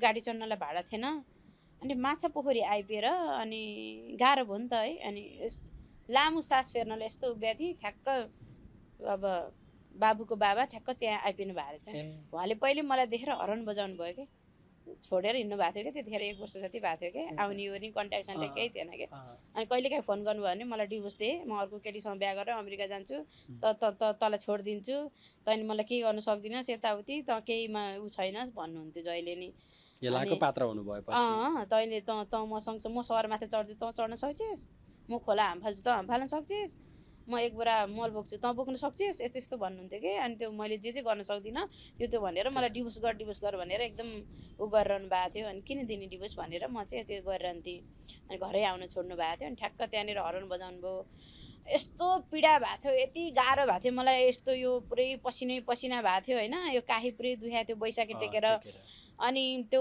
आँखाभरि आँसु हुँदा पनि त्यो मलाई गाह्रो भयो अहिले भन्नलाई त्यो आँखाभरि आँसु हुँदा नि मैले त्यो आँसु थामेर होइन उहाँलाई हेरेर मुस्क हाँसेँ कि म श्रीमान हुन् त जस्तो भयो बाइकमा आउनु भएको थियो बाइकमा आउनु भएको थियो उहाँले नै हर्न बजाउनु भयो कि अनि म त्यो बगेको आँसुलाई पनि थामेर उहाँलाई हेरेर मुस्काएँ के म पीडा छ नि त मनमा यत्रो समय छोडेर कहाँ गइस् भन्ने हुन्छ नि त अनि घरमा गएपछि चाहिँ मलाई छोडेर किन गएको भन्छु भन्ने भयो कि मलाई त्यो भन्न नपाउँदै हजुर हिँडेर आउनु म बाबु लिएर आउँछु भनेर हिँड्यो के बाइक लिएर अघि गयो कि मलाई त्यहीँ छोडेर तपाईँलाई चाहिँ त्यहीँ छोडिदियो मलाई त्यहीँ छोडेर ऊ कोठैमा आएको आउनु चाहिँ ऊ बच्चा भेट्नलाई आएको आउनु चाहिँ यसो 2 मिनट आएर बच्चा भेटेर जान्थ्यो होइन त्यति बेलासम्म बाबु तपाईँसँगै थियो मसँगै थियो अनि बाबुलाई भेट्न आएको बेला बेलामा बाबु स्कुलमा थियो ऊ चाहिँ सँगै छ कि बाटो एउटै छ कि फेरि ऊ जाने अनि मलाई छोडेर गएको बाइक लिएर अघि अनि म बैशाखी टेक्दै पछि गएँ कि कति टाढा थियो त्यहाँबाट कोठा तपाईँहरूलाई हिँडेर 20 मिनट लाग्थ्यो माछा पोखरीबाट नेपाल टार त्यत्रो बाटो छोडिदिएर गएको बाटोमा टाढा थियो नि त जाम पनि नभनेको हिँडेर आउनु रे हजुर हिँडेर आउनु रे मलाई त अनि ऊ चाहिँ बाइक लिएर स्वयं बाइक लिएर गए अनि मलाई त्यो क्षण मैले कहिल्यै पनि भुल्दिनँ कि त्यो क्षण कहिल्यै पनि बिर्सिनँ कि त्यो ठाउँमा मेरो लोग्नेको ठाउँमा बाटो हिँड्ने त्यो कुकुरै भए पनि तपाईँलाई गाह्रो भयो होला बस्नु म लगिदिन्छु भन्थ्यो क्या तपाईँ कति गाडी चलाउने मान्छेहरूले मैले बाबुलाई डोराउँदै लिएर हिँड्दाखेरि तपाईँ खुट्टा खोछ्याएर हिँड्नु भएको देखेँ कहाँ जानुहुन्छ बस्नु म पुर्याइदिन्छु होइन म जान्छु भन्दा पनि बस्नु नि के फरक पर्छ त भनेर कतिजनाले लगिदिनु भएको छ है अनि त्यस्तो घरमा यो कुरा मैले धेरै ठाउँमा भनेको छु अनि म आएँ घर आएपछि चाहिँ अनि बोलेन त्यहाँ त्यति बोलेको थियो घर आएपछि बोलेन बाबुलाई बिस्कुट के किनेर ल्याइदिए रहेछ अनि डिभोर्स दिनु भएन अब हजुरको सुर गर्नु मैले श्रीमती खोजिसकेँ मेरो भर परेर नबस्नु मसँग नटाँसिनु भनेर भन्यो है त्यसो भनेर हिँड्यो अनि मलाई एकदम चित्त दुख्यो म रोएँ रातभरि रोएँ त्यो दिन अनि बिहान उठेर अब म रुने होइन यसको अगाडि रुने होइन यसले बाइक छ भनेर मलाई धाक लाग्यो यसको अगाडि म पनि स्कुटर चढेर देखाउँछु भनेर मैले एउटा हिम्मत लिएँ होइन अब मेरो त खुट्टा छैन नि त अनि म त बाइक स्कुटर चढ्न सक्दैन भन्ने भयो नि त उसलाई यसको अगाडि म स्कुटर चढेर हिँड्छु भनेर त्यही भएर त पहिला नि भन्थ्यो नि त म यस्तो गर्न सक्छु त सक्छस् म यस्तो गर्न सक्छु त सक्छस् भन्ने टाइपको हिम्मत लिएँ अनि म त्यहाँ पछि मलाई इन्द्रेणीबाट कृष्ण दाइले बोलाउनु भयो मैले यो कुरा त्यहाँ पनि राखेँ होइन अनि सबैजनाले सहयोग गर्नुहुन्छ तपाईँको स्कुटर आउँछ भन्नुभयो अनि खासै धेरै पैसा उठेन 40-50 हजार मात्रै उठ्यो अनि मैले सेकेन्ड ह्यान्ड स्कुटर किनेँ त्यसपछि अहिले 11 वर्ष भयो अनि स्कुटर किनेँ चलाउन आउँदैन थियो हेर्नु चाबी कहाँ घुस अनि थाहा छैन केही थाहा छैन पैसा चाहिँ तिरेँ जेनतेन यताउति ऋणसिन गरेर 40 हजार चाहिँ इन्द्रेणीबाटै सहयोग उठाइदिनु भएको थियो अरू यताउति ऋण गरेर अनि गरेँ अनि घरमा ल्याएर राखिदिनु भयो त्यो स्कुटरवालाले तर मलाई चलाउन आउँदैन हेर्नु है अनि बिस्तारै सिकेँ 1 दिन 2 दिन गर्दै सिकेँ मैले 3 दिनको दिन त मैले अफिसै लिएर गएँ स्कुटर 3 दिनको दिन त म जस्तो हो नि लएँ तपाईँ चलाउँदै गर्दा रोकिराखेर ट्याक्सीलाई गएर ड्याममै हानिदिने मैले त्यो सिधै जाँदा कार रोक्नुपर्छ थाहा हुँदैन नि त ड्याममै हानिदिने के हो बहिनी खाएर चलायो क्या हो भन्नुहुन्थ्यो होइन दाइ म भर्खर चलाउँदैछु दाइ के माफ गर्नु ल भने अनि होइन केही छैन भन्ने के अनि कहिले यस्तो पोलहरूमा गएर ड्याममै हानिदिने के त्यो अब कसैले सिकाएको छैन केही थाहा छैन साइड लाइट के हो थाहा छैन केही थाहा छैन है त्यस्तो गरेर गर्दै सिक्दै बिस्तारै गर्दै पछि बाबुलाई लिएर हिँड्न थालेँ स्कुटीमा तपाईँलाई त्यो कुराले झन् स्ट्रङ बनायो अनि मम्मी आउनु भएको थियो मम्मीलाई पनि स्कुटीमा हालेर दिदीकोमा लिएर गएँ बुवा आउनु भएको थियो बुवा दाइले त झन् दाइलाई त मैले ललितपुरदेखि नेपालटारसम्म लिएर आएको दाइले त झन् गाउँमा गएर सबैलाई मेरो बहिनीको खुट्टा छैन केही गर्न सक्दैन भनेर सबैजनाले हेप्थे पहिला सानो छँदाखेरि हामीले बोकेर लान्छ मेरो बहिनीले मलाई ललितपुरदेखि बोकेर नेपालटारलाई पत्याउनुहुन्छ तपाईँ भन्नुभएको अरे क्या दाइले चाहिँ अनि एउटा दुःख भए पनि अर्को सुख हुन्छ। उसले मलाई त्यो दिन त्यो गरेर त मैले यो गर्नुपर्ने रहेछ भनेर मलाई हिम्मत तपाईँको मनमा आयो नि त। हिम्मत आयो नि त, नत्र भने तपाईँ उसले यहाँ काठमाडौँमा अदालत हुँदाहुँदै मलाई नुवाकोटा मुद्दा हाल्यो, किन त म जान सक्दैन, म जान नसकेपछि उसको मुद्दा माथि हुन्छ, म तल पर्छु भनेर उसले नुवाकोटा अदालतमा जिल्ला अदालतमा गएर मुद्दा हालिदियो। 11 बजे खुल्छ होइन, 11:30 12 बजी त्यहाँ पुग्नुपर्छ नि त। पर्यो। उसको पो बाइक छ, गाडी छ, ऊ पुग्छ, म कसरी पुग्ने? म कसैलाई नसोधिकन त्यो स्कुटर लिएर गएँ क्या म। नुवाकोट नै जानुभयो मैले है? बाटो कहीँ देखाएको थिइनँ, स्कुटर लिएर गएँ। तपाईँ गल्छीमा जाम रहेछ पुरा, गाडीले मान्छे खिचेर जाम रहेछ, यता त जान मिल्दैन म्याडम भन्यो। अनि मैले म टाढा जाने होइन, त्यहाँ पर जाने हो, मेरो घर त्यहीँ हो, म सामानहरू किन्न गएको, मलाई तलसँग छोडिदिनु भनेपछि जानु भन्थ्यो क्या। जानु भन्दै हेर्नु म 12 बजी ठ्याक्कै पुगेँ, उता 3 बजी आइरहेको क्या, ल्याह्रै पर्थ्यो, उसलाई त जाम भन्नु पऱ्यो नि त। भरे त मलाई देख्दा त यस्तो गरेर हेऱ्यो क्या, यो त आउनु सक्दैन, यसलाई कसले ल्याइदिन्छ र, यसको कोही छैन, यसलाई कसैले गर्दैन भन्थ्यो। ऊभन्दा अगाडि पुगेँ क्या म त त्यहाँनिर। अनि गर्दा गर्दै म त्यहाँको मुद्दा पनि मैले जितेँ। मैले भनेँ कि त्यहाँ न्यायाधीशहरूलाई यो टाढा भयो, मलाई दुःख दिनलाई मात्रै हालेको हो यो, अब उहाँलाई डिभोर्स चाहिएको थियो भने त उहीँ जिल्ला अदालतमा हाल्न मिल्थ्यो, यो यो यो यो मुद्दा यो खारिज गर्नु पर्यो भनेर धाउन त धाएँ, 2-3 वर्ष जति धाएँ। अनि त्यो पनि खारिज भयो। गर्दा गर्दा गर्दा गर्दा अहिले सर्वोच्चमा आइपुगेर फैसला भएको। अब नि उसलाई चित्त त बुझेको छैन नि त, उसलाई त अझै डिभोर्स चाहिएको छ, बिहे गर्नु परेको छ होइन। अब अन्तर्राष्ट्रिय अदालत जाओस्, म त्यहाँ पनि जान रेडी छु। अहिलेसम्म त्यो फैसला हुन सकेको छैन। फैसला त भयो, अस्ति डिभोर्स नहुने फैसला भयो, नहुने फैसला महिनावारी कति तोक्या छ खर्च बिहोर्नु पर्ने फैसला भयो। अनि बाबु चाहिँ अब आमासँगै रहने फैसला भएको। बाबु ठुलो भइसक्यो, अब उसको इच्छा हो, तर कानुनी रूपमा चाहिँ आमासँगै बस्ने, बाबुले लानुपालन गर्ने भयो। उसले अब गर्नु त के पनि गरे छैन, बाबु पनि भेट्न दिए छैन, खाना लाउनु पनि दिए छैन होइन, महिनावारी पैसा पनि के पनि दिएको छैन। अब फेरि डिभोर्स चाहियो भनेर अन्तर्राष्ट्रिय अदालत जान्छ कि अब सर्वोच्चभन्दा माथि त छैन नि त अदालत। 11 वर्ष एउटा अशक्त मान्छेले होइन, काठमाडौँमा बसेर एक्लो महिलाले 11 वर्षसम्म मुद्दा लड्नु गाह्रो होला नि त। अब उमेरकै हुनुहुन्छ होइन, अब यता श्रीमानलाई डिभोर्स पनि नदिने, अनि त्यसपछि सँगै पनि नहुने होइन, छैन भनौँ भने छ भनौँ भने कहाँ छ भने जस्तो गरी बस्न तपाईँलाई पनि गाह्रो होला नि त। अर्को बिहेको अथवा चाहिँ बुढेसकालको एउटा सारथी तपाईँले नै सोच्नुपर्ने होला नि त। फेरि के गर्नुहुन्छ त्यस्तो अवस्था आयो भने? मैले अहिलेसम्म चाहिँ त्यो सोचिनँ होइन, अहिलेसम्म भन्दा हिजोसम्म चाहिँ मैले त्यो सोचेको थिइनँ। अनि अब आजभोलि अब कहिलेकाहीँ गाह्रो साङ्ग्रो हुन्छ, योभन्दा अगाडि म तगडा थिएँ, म जे गर्न पनि सक्थेँ। तपाईँ एउटा ब्ल्याङ्केट धुनु पऱ्यो भने नि भुइँमा ब्ल्याङ्केट ओछ्याएर खुट्टा खोलेर म त्यहीँ ब्ल्याङ्केट माथि बसेर सर्लको ब्ल्याङ्केट धुन्थेँ है, जे गर्न नि म केही हुँदैन थियो क्या, मलाई शरीर बलियो थियो मेरो। अनि अहिले चाहिँ अब कम्मरहरू दुख्ने होइन, अलि धेरै बेर उभियो भने खुट्टाहरू दुख्ने, अब उमेर बढ्दै गयो, अब बच्चा पायो, त्यही त हो नि, सुत्केरीमा स्याहार भएन। एक त अब उनीहरूको परिवारले मलाई अब राम्रो नगरिसकेपछि सुत्केरीमा स्याहारहरू पाएन। अनि फेरि मैले नर्मल बच्चा डेलिभरी गर्न सकिनँ, सिजर गरेर बाबु निकालेको मेरो। अनि त्यहाँमाथि यो खुट्टा काटेको पनि 2-3 चोटि भयो होइन, लगभग 5-7वटा अपरेसन गरेको छ मेरो होइन। अनि अब पानी खेल्ने यताउति गर्दा गर्दै अनि अब उमेर पनि बढ्दै गयो। अनि कृत्रिम खुट्टा लाएर लामो समयसम्म अब हिँड्छु, अरू त एकैछिन लाउँछन्, म त बिहान उठेर 5 बजी उठेर खुट्टा लाएपछि म एकैचोटि बेलुका 9 बजी बेडमा जाँदा मात्रै खोल्ने हो, नत्र मेरो लाइरहेको हुन्छ। अहिले भतभत भयो, एकदमै गाह्रो भयो, पोलेर मैले लाउनै सकिनँ भने 2 मिनट 3 मिनट खोलेर त्यसलाई अलिकति हावा पसाएर रेस्ट दिन्छु र फेरि लाइहाल्छु कि मैले।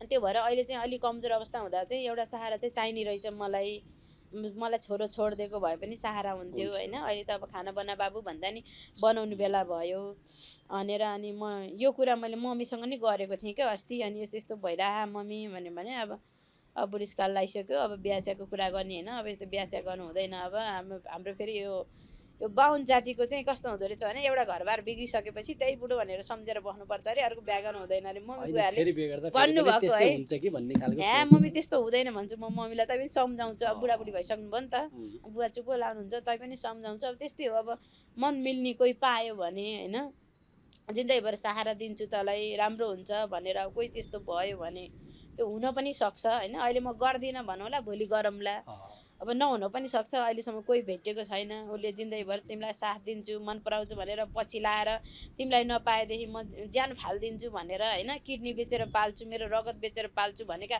त्यत्रा त्यत्रा बाचा गरेकाले त आफ्नो बिहा गरेर ल्याएको एउटा सन्तानको आमालाई त यसरी घर्नघाटको बनाएर सडकमा ल्याएर फ्यालेर ऊ आनन्दले रमाएर हिँड्नु भने अहिले कसको विश्वास छ भन्नु न, कसैको विश्वास छैन।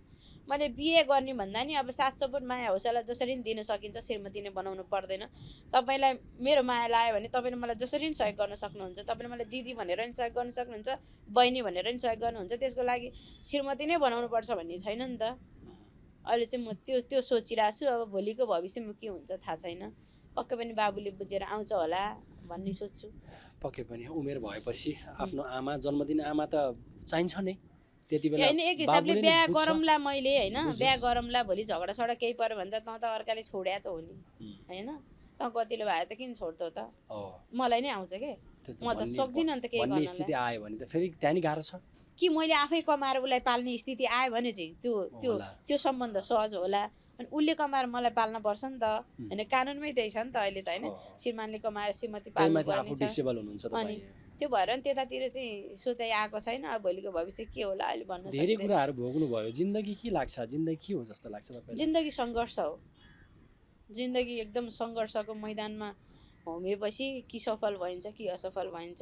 सङ्घर्षले नै हामीलाई एउटा पाठ सिकाउँदो रहेछ।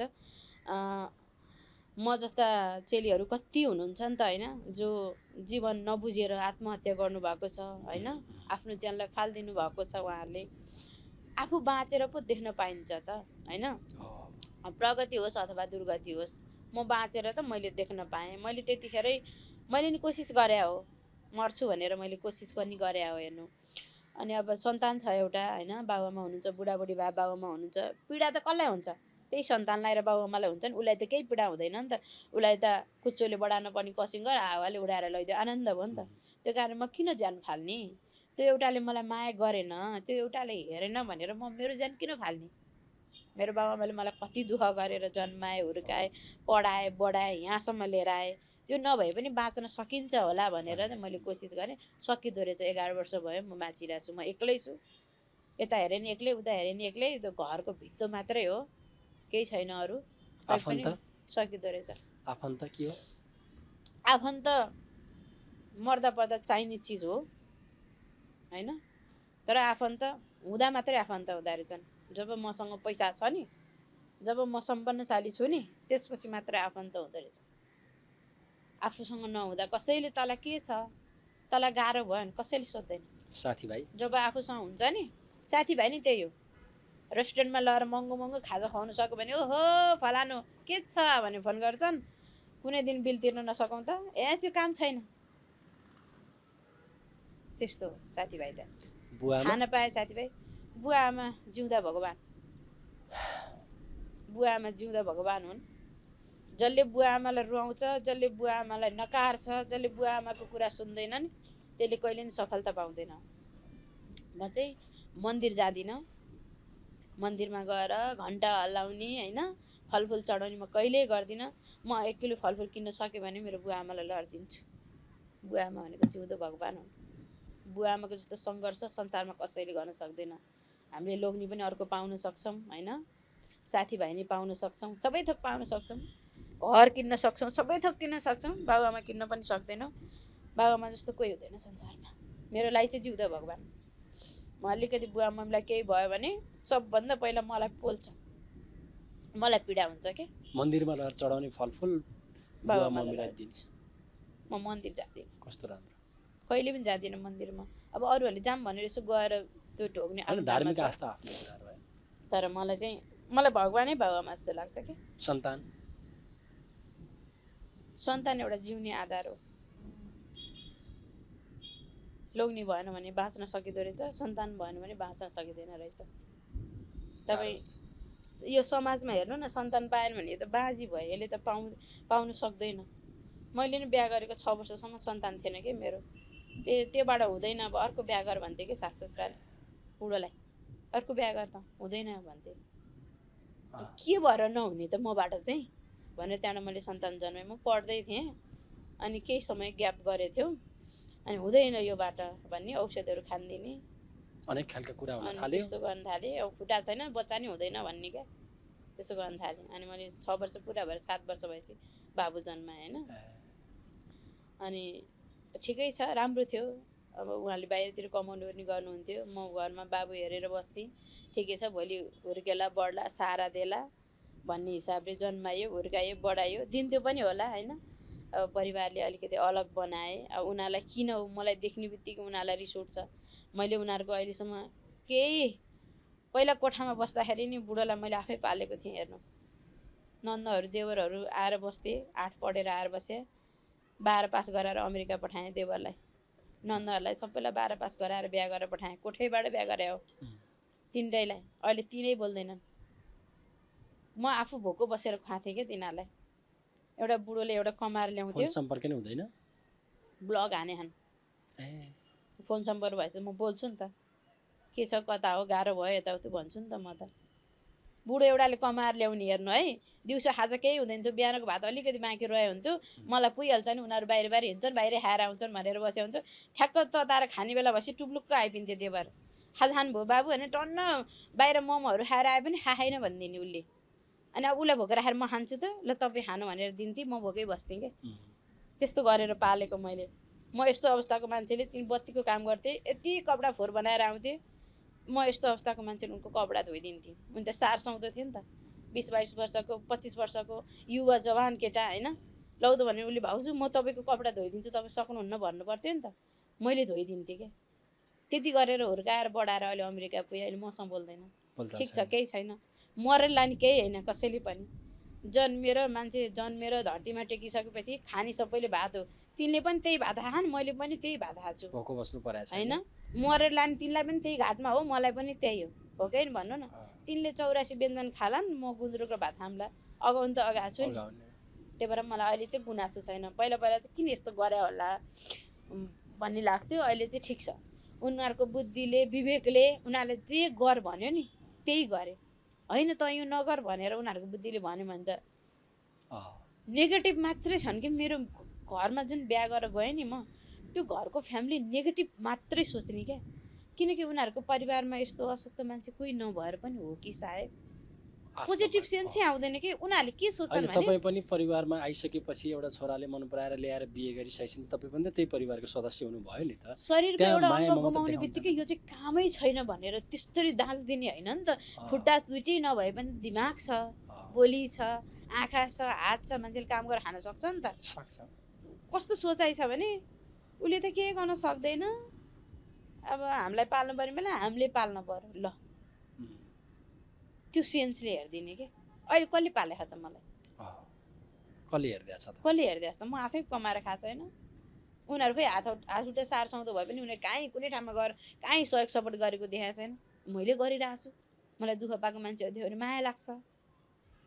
2-4 हजार लाउ खाऊ भनेर दिइदिन्छु म। आफूसँग हुनु पर्यो, भयो भने आफै नभएर त कसरी दिनु होइन। मसँग 2000 भयो भने 1000 तिमी खाऊ, 1000 म खान्छु भने हिँड्ने मान्छे हो म।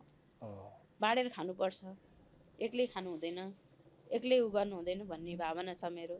मेरो बाबुआमाले मलाई त्यही संस्कार सिकाए। अर्कालाई दुःख दिनु हुँदैन, अर्कालाई पीडा दिनु हुँदैन, अर्कालाई सराप्नु हुँदैन भने त्यही संस्कार सिकाउनु भयो। मैले त्यही, मलाई यहाँसम्म ल्याउने लोग्नेलाई पनि मैले अहिलेसम्म नराम्रो भनेको छैन। उहाँको राम्रै होस्, मलाई जे जस्तो गरे तापनि उहाँको फलोस् फुलोस् राम्रै होस् भनेर अहिले पनि कामना गर्छु क्या म। तर मलाई भगवानले के हो जस्तो लाग्छ तपाईँलाई? हुन त अहिले तपाईसँग हुनुहुन्न हैन, बुझ्नै पर्यो हैन। एउटा महिलाको जीवनमा बुझ्ने श्रीमान पर्यो भने त्यो भगवान हो। उसलाई मन्दिरमा राखेर पूजा गर्दा पनि हुन्छ, श्रीमतीको सबै दुःख कष्ट व्यथाहरू बुझ्ने। तर अहिलेको प्राय श्रीमानहरू श्रीमतीको मात्रै कुरा सुन्ने, बाबुआमालाई रुवाउने हैन, बाबुआमालाई लत्याउने पनि मैले कति देखेको छु। त्यो कसैले पनि नगरिदिनु होला। बुझ्नै पर्यो भने श्रीमान भगवान हो, नबुझ्नै पर्यो भने राक्षस हो। एउटा नारीको जीवनमा बिहा गर्ने भनेको के हो? बेहोर्ने हो हैन। मैले चाहिँ अब बेहोर्छु भनेर ल्यायो नि त, जस्तो भयो नि बेहोर्छु। बिहा गरेर ल्याइसकेर सन्तान जन्माइसके छोडेर हिँडेर दुईटै पक्षमा श्रीमानले पनि श्रीमतीले पनि अब हामी एकअर्कालाई बेहोर्छौँ भनेर नै आउने। त्यो दुईटैमा लागु हुन्छ, श्रीमानमा मात्रै लागु हुँदैन, श्रीमतीमा पनि लागु हुन्छ। त्यही हो, श्रीमान राम्रो बन्यो भने स्वर्ग यहीँबाट देखिन्छ अरे हैन। श्रीमान नराम्रो भयो भने यो समाजमा फेरि एउटा श्रीमानले नराम्रो सोचिसकेपछि त्यसलाई कसैले राम्रो भन्दैन रहेछ भाइ। कसैले जतिसुकै राम्रो गरौँ, हेर्नु रोएर हिँड्नु भने जहाँ अब एउटा बुढोले छोड्या त अनि किन रोएर हिँड्यो होला, गरी खान सक्दैन भन्छ। हाँसेर हिँड्नु भने अस्ति भर्खर पहिले छोड्या कस्तो मजाले हाँसेर हिँड्न आएर न त्यो भनिदिन्छ। हेर्नु है, हामी हाँस्न पनि पाउँदैनौँ, रुन पनि पाउँदैनौँ, कसैलाई दुःख सेयर गर्न पनि पाउँदैनौँ। मलाई यस्तो भयो केहीबाट साथसबै गर न भनेर कसैलाई भन्नु भने ए तपाईँको त बुढो छैन है, म छु त, किन टेन्सन लिया भन्छ अर्कै तरिकाले। अब बुझ्नु न, मैले यति भनिसकेपछि तरिका फरक हुन्छ। पल पलमा बाँच्न एकदम गाह्रो छ कि केटी मान्छेलाई। मलाई एउटा गुनासो छ कि मलाई किन केटी मान्छे भएर जन्मायो भगवान् भन्छु कि म। यो ठाउँमा म केटा मान्छे भएर जन्मेको भयो नि भाइ, अहिले मलाई देश विदेशबाट यति साथ सपोर्ट यति यति यति साथ सपोर्ट गर्थेँ, मैले घर बनाइसक्थेँ होला सायद। तर केटी मान्छेलाई त के भन्छ, फोन गर्छन् होइन, म तपाईँलाई सहयोग गर्छु, खाता नम्बर ल्याउनु भन्छन्। अब आफ्नो कमाइ छैन, लोग्नीले हेर्दैन, कहीँबाट आउने बाटो छैन, ठिक छ त 2-4 हजार हाल्दै पनि त केही गुजारा गर्छु नि त भनेर गफ गर्यो। लास्टमा के भन्छ, मेरो साथी बन्नुहुन्छ तपाईँ। ठिक छ, कुमार केटा भयो साथी बनाउला, भोलि मन मिले बिहा गरौँला, त्यो ठुलो कुरो भएन नि त। घरमा 2-3टा बच्चा छ, बुढी छ घरमा, बच्चाको बाउले मेरो त बुढी नै छैन, बुढी नै बित्यो भनिदिन्छ। ल हेर्नु है, त्यस्तो भनेर लागि तपाईँ एउटा मान्छेले घरमा श्रीमती हुँदा हुँदै मेरो श्रीमती बित्यो भनेर नि बोल्छन्। बाहिरको मान्छे त्यो मलाई उसले सुरुमा एकचोटि कन्ट्याक्ट गरेर 10,000 पैसा हालिदियो। मैले दाइ दाइ भने राम्रोसँग गफ गरेँ, बोलेँ होइन। बोलेपछि ऊ नजिक नजिक हुन थाल्यो, मेरो श्रीमती तपाईँ जस्तै अशक्त थियो, बित्यो भन्यो के। अनि म एक्लो हो, बच्चाहरू ठुल्ठुला भइसकेँ, देश विदेश कता गइसकेँ, म नि एक्लो हो, म एउटा सहारा खोजिरहेको छु, तपाईँले यस्तो हुनुहुँदो रहेछ, ठिक छ भन्यो। ल भने गफसफ गऱ्यो, यताउति आयो नेपाल है, भेट्यो, खाजा खायौँ हामीले। अनि त्यसपछि भेट्यो, घर गयो त्यो। अनि घरबाट आएपछि चाहिँ अनि मलाई कन्ट्याक्ट नगरी विदेश गयो। अनि त्यो मोबाइल घरमा छोडेर गएछ क्या त्यसले। अनि घरमा छोडेपछि इमोमा म साथी भयो नि त। अनि उसको छोरीले फोन गरेर मलाई आन्टी हजुर को हो भनेको। म त कहिल्यै झुटो बोल्दिनँ, म कसैको घर बिगार्न आएको पनि होइन, मेरो घर बिग्रेर यस्तो भइरहेछ, अनि म फलान फलान मान्छे हो, म यसरी गीत गाउँछु, मेरो यसरी भिडियो हेरेर तिम्रो बाबाले मलाई 10,000 हालिदिएको थियो बाहिरबाट, यस्तो यस्तो भन्थ्यो भन्ने के मैले। अनि यस्तो रोएँ, त्यो नानी 11मा पढ्दो रहेछ, मेरो मम्मी यहाँ हुनुहुन्छ, ल बोल्नु भनेर दियो। अनि म त्यो दिदीसँग नि बोलेँ। अनि मलाई यस्तो नराम्रो लाग्यो कि घर श्रीमती जिउँदै हुँदाहुँदै अर्काको माया पाउनलाई, अनि मेरो श्रीमती बित्यो भनेर भन्दाखेरि मैले दिदी भनेर बोलेँ है उहाँलाई। मलाई यस्तो पीडा लाग्यो कि त्यो नानीलाई नि मैले, तिमी मेरो छोरी सारा हो होइन, मेरो छोरो नि 13-14 वर्ष भइसक्यो, तिमी कलेज पनि मेरो छोरी सारा हो। उस्तै मैला भए भए त तिम्रो बाबाको पैसा धुतेर होइन काठमाडौँको कोठामा बसेर ल म तेरो श्रीमती बन्छु भनेर पैसा धुतेर खान्थ्यो होला। मेरो नैतिकताले त्यो गर्न दिँदैन। मलाई उसले 10,000 हालिदिएको थियो सुरुमा, तिमीलाई गाह्रो छ, किताब कापी किन्नलाई समस्या छ भने म तिमीलाई त्यो पैसा रिटर्न गरिदिन्छु भने। होइन आन्टी पर्दैन, त्यस्तो समस्या छैन, बाबाले अरू चाहिँ सबै थोक गर्नुहुन्छ, मम्मीलाई चाहिँ राम्रो मान्नुहुन्न, मम्मी चाहिँ बोल्यो कि रिसाउनुहुन्छ, यस्तो गर्नुहुन्छ भने मैले त्यहाँदेखि मैले त्यो केटासँग जिन्दगी मैले बोलिनँ। अनि एकचोटि मेरो अवार्डको कार्यक्रम थियो, मेरो 30को गीत चाहिँ त्यो जल जल म्युजिक अवार्डको लागि त्यो मैले दर्ता गरेको थिएँ। अनि त्यसमा चाहिँ सबैजनाले भोट गर्नु होला भन्दाखेरि मलाई उसले 1,000को भोट गरेको थियो। मलाई तपाईँको भोट चाहिँदैन भन्ने क्या। मैले त्यहाँ उसलाई यो कुरा थाहा छैन होइन, अब यहाँ यन्त्रबाट हेऱ्यो भने थाहा पाउला। अनि मलाई तपाईँको भोट चाहिँदैन, हुँदाखाँदाको श्रीमतीलाई मऱ्यो भनेर त्यस्तो अर्कासँग बोल्ने, यस्तो झुट श्रीमती छ भने नि त म दाई भाइको नाताले बोल्थेँ नि त। अनि यस्ता यस्ता मान्छेहरू कसको विश्वास हुन्छ। अघि भन्नुभयो नि तपाईँले, कोही जीवनसाथी पायो भने तपाईँ सुरुवात गर्नुहुन्छ भन्नुभयो नि, कसको विश्वास गर्ने अहिलेको जमानामा। म कुमार केटा हो, मेरो कोही छैन, म तपाईँलाई जिन्दगीभरि साथ दिन्छु भनेर 5-6 वर्षसम्म कन्ट्याक्टमा बस्यो त्यो मान्छे मसँग। बाहिर, यहाँ होइन, बाहिर युरोपियन कन्ट्रीमा खर्च पनि हालिदिने, सबै थोक गर्ने। मैले घरमा बाबा मम्मीसँग कुरा गरिसकेको थिएँ, बिहा गर्छु भनेर कुरा पनि राखिसकेँ, ओके भइसक्यो सबै कुरा। लास्टमा बुझ्नु पर्यो यो केटा त, मैले फोन गर्दाखेरि फोनै नउठाउने क्या, एकछिन है भन्ने। अनि पछि त्यहीँ बुझ्न लाएँ, अर्को मान्छेलाई आउँछ नि त अरूहरूलाई, बुझ्न लाउँदाखेरि बच्चा बुढी भाउ आमा सब सम्पन्न। अनि छैन मेरो कोही पनि भने बस सबै थाहा पाउँदैन। तपाईँले मलाई किन ढाँट्नुभयो भन्दाखेरि पनि होइन छैन भन्ने। अनि कसको विश्वास गर्ने भन्नु न अहिलेको जमानामा। यहाँ त जसले पाप गर्यो उसलाई फलिफाप हुन्छ हेर्नु त म एक त आफै पीडित होइन, जन्मेदेखि शरीरको आदि अङ्ग गुमाएर कति पीडा भएर यो स्थानसम्म आएँ। बिहा गरेर लोग्नीले छोडेर सडकमा रुँदै होइन, सबै हुँदाहुँदै मेरो कोही छैन भनेर सडकमा रुँदै हार गुहार गर्दै दुनियाँसँग सहयोग मागेर खाएँ। अनि यस्तो अवस्थाको मान्छेलाई म तपाईँलाई साथ दिन्छु जिन्दगीभरि भनेर, म कुमार केटा हो, मेरो बिहा भएको छैन, अनि तपाईँ हेर्दा त एजेटै हुनुहुन्छ, के भएर बिहा नभएको त तपाईँलाई भन्दा लभ परेको थियो पहिला केटीलाई, अनि त्यो केटीको केटाहरू आएर मलाई कुटे, त्यसपछि म कुनै केटीसँग पनि बोल्दिनँ, हजुरसँग मात्रै बोल्छु, म अरू कोहीसँग बोल्दिनँ। त्यस्तो त्यस्तो भनेर नि नजिक भए। अनि अब के गर्ने भन्नु त, अनि कसको विश्वास गर्ने अहिले जमाना।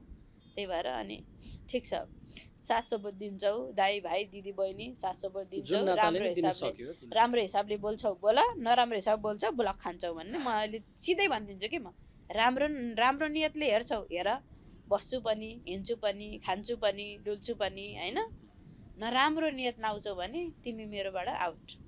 चाहिएन। कति ब्लक गरे कति तपाईँ पुरै छोडिदिनु। गाह्रो छ त कुरा गरेर यस्तो पीडा भोग्ने केटी मान्छेले मात्रै होला के होला?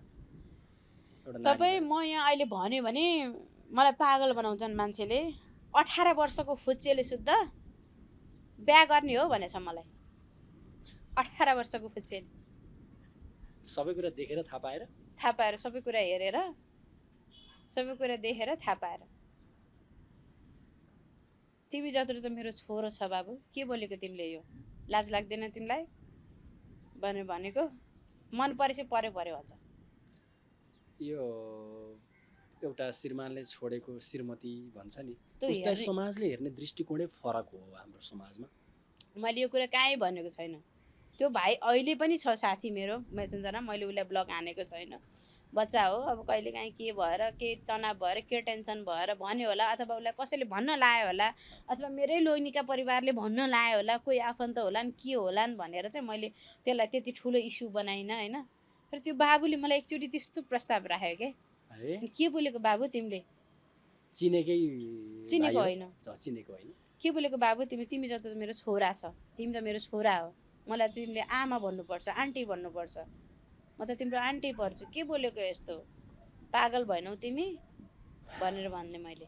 अहिले पनि छ होला त्यो भाइ साथी। कता जाँदैछ हाम्रो समाज, कता जाँदैछ हाम्रो समाजको शिक्षा, कता जाँदैछ समाजमा सिक्ने कुरा, समाजमा दिने कुरा कता जाँदैछ? 18 वर्षदेखि लिएर 85 वर्षको बुढाले समेत बिहा गर्ने भए म छु है भन्छ ल। अनि गर्ने के हामीले? मलाई मात्र होइन, यो यसो धेरैलाई आउँछ, यो धेरै महिलाहरूलाई, एक्लो महिलाहरूलाई धेरैलाई आउँछ के। मर्ने बेला हरियो काँक्रो हो नि त बुवा। अब तपाईँ मन्दिर गएर घन्टा बजाएर बस्नु भन्दा मैले एउटा बुवा हुनुहुन्थ्यो, फोन गरिरहनु के जहिले पनि, आज देखाइरहनु सरकारी जाहेर खान्छौ तिमी, म सरकारी जाहेर लगाइदिन्छु भने कि जहिले पनि फोन गरिरहने, सरकारी ड्रेस लाएर गरेर हुन्थ्यो क्या, कहाँको को हो चिने होइन। अनि गरिरहने, अब यो बुवाले बुवा बुवा भनेर रेसिपी गरेर बोलिन्छ नि त, आफूभन्दा ठुलो मान्छे नि त भयो त। अनि सधैँ फोन गरिसक्यो, तपाईँ के कारणले फोन गरेर मलाई सधैँ भनेपछि त, अनि तिमीलाई सहारा चाहिएको छैन? समाजका कुनै पनि व्यक्तिको नियत चाहिँ ठिक छैन तपाईँको यो भन्दै गर्दा। 18 वर्षको उमेरदेखि लिएर गएर मैले त भाइ केटा मान्छे अहिलेसम्म मैले जति पनि केटा मान्छे भेटेँ नि, 100मा 1% मात्रै राम्रो भेटेँ। 1%, एकजना के, एकजना दुईजना, नत्र छैन। बहिनी भन्दै गयो, एकछिनपछि नराम्रो नजरले हेरिहाल्यो, दिदी भन्दै साइनो लायो, बोल्यो होइन, लाइभ बस्छु नि त म त। अनि टिकटकमा आउँछ, दिदी मलाई तपाईँको देखेर दया लायो, माया लायो, म तपाईँलाई केही सहयोग गर्छु भन्यो, नम्बर माग्यो, भरे नम्बर मागेपछि अनि फोन गरिदिनु पर्ने, उसँग बोलिदिनु पर्ने, टाइम पास गरिदिनु पर्ने। ल भाइ तिमी जाऊ भनेर अनि ब्लक हानिदिइहाल्छु मैले। यति भोग्यो कि कहिलेकाहीँ चाहिँ यस्तो डाको छोडेर रुन मन लाग्छ भाइ मलाई है। अनि एक्लो भएर यस्तरी भन्यो होला यिनीहरूले मलाई होइन, मेरो साथमा लोग्नी थियो भने त आज यिनीहरूले यस्तो भन्न सक्दैन थियो नि त। अनि यो भने म भगवान्लाई के भन्छु भने, अर्को जन्ममा चाहिँ मेरो लोग्नीलाई चाहिँ केटी मान्छे बनाएर जन्माइदेऊ भगवान्, अनि उसको पनि श्रीमानले छोडोस् क्या उसलाई। अनि त्यसलाई उसलाई हेर्ने दृष्टिकोण कस्तो हुन्छ समाज, जुन मैले भोगेँ नि त, अनि त्यसले पनि त्यही भोगोस् क्या, अनि बुझ्छ जस्तो लाग्छ क्या। एकल महिला अथवा एकल नारी भएर समाजमा जिउन धेरै गाह्रो छ, धेरै गाह्रो छ। तपाईँ अब म अहिले एक्लै बस्छु, मेरो दाइ भाइ आउनु हुँदैन रुममा। अब के भन्छ छिमेकीले, को केटा लिएर आयो उसले, जोसुकै होस् तपाईँ जानु न। क्यामेरा तेर्साएर 12-13 जना मिडियाका मान्छेहरू आउँदाखेरि को आएको भन्छ घरबेटीले। देख्नु भएन को आएको? मैले भनेको उहाँले प्रश्न को आएको भन्ने, देख्नु भएन को आएको? चिन्नुहुन्न क्या मिडियाकर्मीहरू? त्यस सोधिहाल्ने क्या, जोसुकै आओस् न। को चाहिँ आएछ त फलानुकोमा चाहिँ, नराम्रै नजरले आयो भनिदिने क्या, जो आए पनि। त्यो केटी मान्छे आयो भने वास्ता गर्दैनन् फेरि। मलाई त अब सहयोगहरू गर्न नि आइरहेको हुन्छ नि त, भेट्छु सबै केटा मान्छे नि राम्रा पनि हुन्छन् नि त कोही त होइन। अनि भेट्छु भनेर आइरहेको हुन्छ। केटी मान्छे आयो भने मतलब छैन, केटा मान्छे आयो भने नराम्रै नजरले नराम्रै दृष्टिकोणले हेरिरहेको हुन्छ मान्छेले। ठिक छ, मैले चाहिँ म गलत छुइनँ, म सही छु भने तिमीहरू भनिराख, तिमीहरू गरिराख। म गलत थिएँ भने त 11 वर्षसम्म एक्लै बस्दिनँ थिएँ होला नि त। कहिले सुध्रेला हाम्रो समाज? कहिले पनि सुध्रिँदैन। सुध्रिँदैन। जब कानुन आउँदैन नि, जब यो बलात्कारीलाई फाँसीको सजाय हुँदैन नि, तबसम्म हाम्रो समाज सुध्रिँदैन। त्यो भयो भने चाहिँ हुँदैन है, यस्तो गर्नु हुँदैन है भनेर मान्छेले जे पाए त्यही बोल्न, जे पाए त्यही गर्न आँट गर्दैन। अहिले त तपाईँ जे बोल्दै नि हुन्छ नि त। तपाईँ चिन्दै नचिनेको मान्छेले साथी बनाएर इमो व्हाट्सएपमा कहाँबाट जोडिँदो रहेछ के, साथी बनाएर अश्लील भिडियोहरू पठाइराखेको हुन्छ है। बिहान उठेर मान्छेको बिहान कस्तो हुन्छ दिमाग होइन, बिहान उठेर मोबाइल खोलेर हेर्दाखेरि अश्लील भिडियोहरू पठाइराखेको हुन्छ मान्छेहरूले। त्यसलाई खोइ कारबाही, त्यसलाई सिधै लगेर जाग्ने कानुन भयो भने त्यसले भोलिपल्टदेखि गर्छ? गर्दैन नि। त्यो फ्री छोडिदिएर हो क्या। नेपालमा फ्री छ, मान्छे मारे पनि फ्री छ, श्रीमती बिहा गरेर छोडे पनि फ्री छ, श्रीमतीले श्रीमान छोडे पनि फ्री छ होइन। बालबच्चा जन्मायो, हुर्कायो, खानिदिनु परेन, लाउदिनु परेन, सडकमा माग्न पठायो, फ्री छ। कडा कानुन छैन, केही पनि छैन के, केही छैन के तपाईँ कानुन। त्यो भएर नि यस्तो भयो। अब होला कि बन्ला कि भने मलाई त अझै होला जस्तो लागेन। देख्नु भएन अस्ति भएर पेट्रोल खनाएर मऱ्यो, हेर्दा हेर्दै मार्न दिनु पर्थ्यो त। मर्न त दिनु हुँदैन थियो नि, जे जस्तो भए पनि बचाउनु पर्थ्यो नि उसलाई। समाज र समाजमा गरिने व्यवहार नै ठिक छैन। सुध्रिनु पर्ने तर सुध्रिएनन् के, कोही पनि सुध्रिएनन् के। तर आफै खाल्टा जागिन्छन् तिनीहरू पछि फेरि। सबै मान्छे सोझो हुँदैन नि त। पैसा के हो तपाईँको विचारमा? पैसा छन् गेडी सबै मेडी, छैनन् गेडी सबै टेडी। पैसा नभई नहुने चिज हो। म त संसारमा सबैभन्दा ठुलो पैसा मान्छु। म चाहिँ सबैभन्दा ठुलो पैसा मान्छु। किन? हिजो मसँग 1 रुपियाँ थिएन नि, मैले फोन गर्दाखेरि पैसा माग्नलाई फोन गरे होला भनेर फोन उठाउँदैन थिएँ मेरो आफन्तहरूले। आज मैले फोन गरेँ भने 2-4 लाख दिन्छ कि भन्छन्। अहिले पनि म 2-4 लाख दिन सक्ने अवस्थामा त पुगेको छैन। तर उनीहरूले देख्नलाई चाहिँ स्कुटर चढेर हिँडेको छ, गीत 1 करोड भ्युज गएको, योसँग त टन्नै पैसा छ। उनीहरूले त्यो नजरले हेर्छन्। सबै चहलपहल देखिया छ। म फेरि अब पहिला जस्तो रोएर हिँड्दिनँ नि त। अहिले जे छ भित्र एक्लै रुन्छु, बाहिर हाँसेरै हिँड्छु। नभए पनि मसँग छैन भन्दिनँ। घरमा भोकै बसे पनि म आज भोकै बसी भन्दिनँ। अनि मुनालाई चाहिँ सम्पूर्ण साइल चाहिँ नजर किन बस्दै एक्लै, सबै पुगेको छ त्यही भएर बसेको छ। पैसा सब थोक, पैसाले आफन्त किनिन्छ। पैसा भएन भने के पनि हुँदैन। हेर्नु केही पनि हुँदैन के। म अहिले यहाँ मर्न लागेँ, मसँग पैसा छ भने सबै मान्छेले आफन्तले आएर अस्ट्रेलिया जान्छ, कुर्छ, हेर्छ सबै। मसँग पैसा छैन भने खर्च पनि हामीले गर्नु पर्यो, कुर्न नि हामीले गर्नु पर्यो। जेसुकै हो छोडिदे, बाल छैन भन्छ। मैले भोगेका कुरा हो के यो। पैसा सब थोक हो। पैसा चाहिँदो रहेछ मान्छेको जिन्दगीमा। तपाईँले धेरै कुरा भोग्नुभयो भने अन्तिमतिर पनि छौँ, समय पनि सकिन लागिसकेको छ, लामो भइसकेको छ कुराकानी त अझै लामो बन्छ जिन्दगीको रेखा होइन। कुरा र कुलो त जति बढाउँदै ल त्यति बढ्दै जान्छ। जीवन रेखा बाँचुन्जेलीको लामो हुन्छ होइन। भोगेका कुराहरू पनि धेरै हुन्छन्। तपाईँले भोग्नु भयो नि, जुन चाहिँ श्रीमानले छोडिसकेपछि अथवा त्योभन्दा पहिलाको चाहिँ अशक्तता हुँदादेखि भोग्नु भएको कुरा छ नि। यो भोग्दै गर्दाखेरि तपाईँले समाजलाई दिने सन्देश यसो चाहिँ नगरिदिनु है। म जस्ता धेरै हुनुहुन्छ होइन, म जस्ता नारीहरूलाई चाहिँ यस्तो नगरिदिनुहोस् भन्ने सन्देश के छ भने? त्यही हो। एक त अब म जस्तो अशक्त पनि धेरै हुनुहुन्छ होइन। अनि प्राय गाउँतिर चाहिँ यस्तो अशक्तहरू चाहिँ बाहिर देखाउनु हुँदैन, कुन्जुनीको पाप भोगेर हिँड्यो भन्छ, बाहिर देखाउनु हुँदैन भनेर बाबाआमाले भित्रै थुनेर राख्नुहुन्छ होइन। त्यो कहिले पनि नगरिदिनु होला, बाहिर निकाल्नु होला होइन। उहाँलाई पनि बाहिरी वातावरणमा लिएर आउनु होला। बाहिरी वातावरणमा आउँदाखेरि उहाँको दिमागै अर्कै हुन्छ। अनि सबैले हेर्दाखेरि मैले अर्कोलाई देखेँ भने म मात्रै होइन रहेछ, ऊ पनि रहेछ भन्ने फिल हुन्छ। ऊमा पनि उसले मलाई देख्यो भने मलाई अहिले कतिले भन्नुहुन्छ कि तपाईँको गीत हेरेर मलाई जिउने आँट आयो, म तपाईँको सङ्घर्ष हेरेर म बाँचिरहेको छु भन्नुहुन्छ।